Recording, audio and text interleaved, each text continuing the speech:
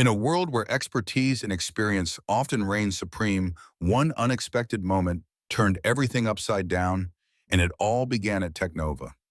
The company sat on the brink of disaster with their flagship system frozen, engineers scrambling and money bleeding like a wound that just wouldn't heal. Their CEO, James Mitchell, paced the floor, frustration etched deep into his brow. Times were tough and tensions even tougher as high-stakes discussions filled the conference room with an air thick enough to cut through. One day in the midst of this chaos, Keisha Washington, the cleaning lady's daughter, walked in. She was only there to drop off some documents, yet she had a front row seat to the level of panic unfolding in front of her. As the buzz of frantic voices filled her ears, Keisha couldn't help but notice the code scrolling across the monitors like a foreign language begging for a native speaker. Something about it seemed off. She couldn't ignore the familiar itch in her brain, the one that told her she had an idea, maybe a solution. Tentatively, she raised her hand. The executives exchanged glances, disbelief washing over their features as if she'd just spoken in tongues. Who was this girl? Just a kid in the room, right? This was an audience of seasoned professionals, PhDs, and years of tech experience. How could she possibly have anything worthwhile to say? With a flicker of hesitation, Keisha said, "I think I've spotted a syntax error." Dead silence. The lead developer squinted at her, skepticism dripping from his words as he asked if she even knew what she was talking about. But there was a steadiness in her voice, a quiet confidence that cut through the condescension. "Just look at the code. There's a missing semicolon that's causing the freeze." To everyone's shock, he decided to check. Minutes passed like hours until there it was. Like an old clock springing back to life, the system buzzed, the screens lit up. A low murmur spread through the room, eyes darting between Keisha and the still-thawed monitors. But it didn't take long for whispers of doubt to crawl back in. Victoria Sterling, the technology director, stormed in. Her nostrils flared. The disdain was palpable, her voice laced with derision, making sure everyone knew Keisha was just a girl on the sidelines, not someone deserving of praise. "You must have had some sort of insider information." Victoria sneered, a smirk tugging at her lips. Keisha felt a lump form in her throat. Yet it's what a storm was brewing. You see, she didn't just drop out of high school to hang out in janitorial closets. Once upon a time, she was a programming prodigy, taking the tech world by storm online as Quashdev, a name that had grown roots in coding forums. But family came first, and she turned down an MIT scholarship to take care of her ailing mother. It was a bitter pill to swallow, watching her dreams flicker as she exchanged coding for cleaning.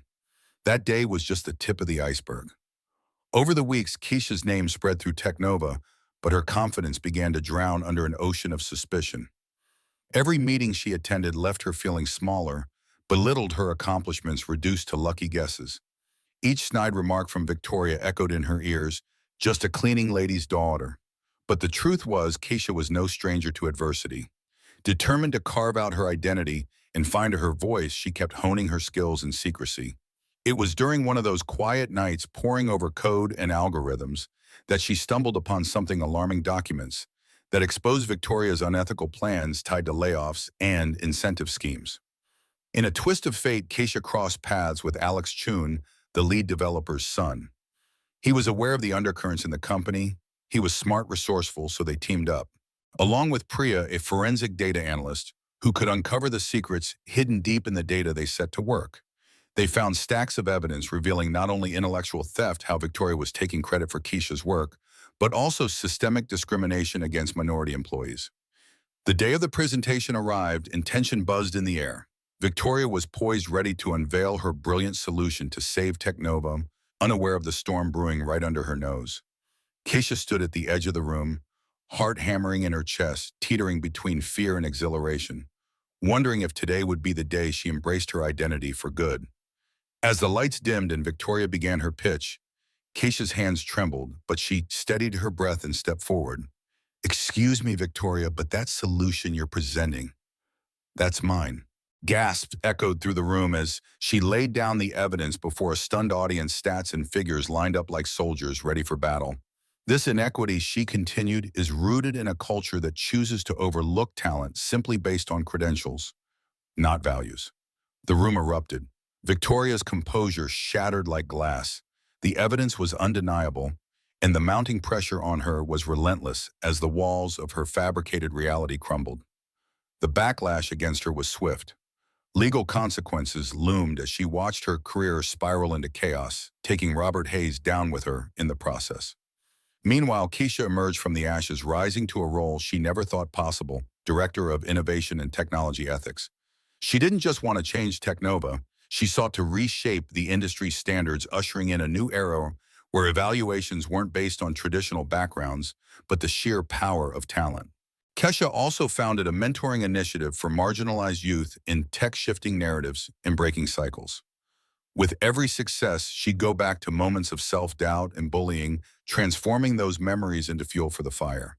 As she looked out at a new generation, her heart swelled with pride. Keisha's journey, the rise from a room filled with skeptics to a powerful force for change, showed that resilience could light even the darkest corners of a flawed system. In sharing her story, maybe you've felt that wave of oppression too. But remember, every setback is an opportunity to rise to challenge the biases around us. So what do you think? Is it time we redefine talent? Can we recognize potential beyond the traditional narrative? Drop your thoughts below. I want to hear your stories, your struggles, and we can navigate this journey together.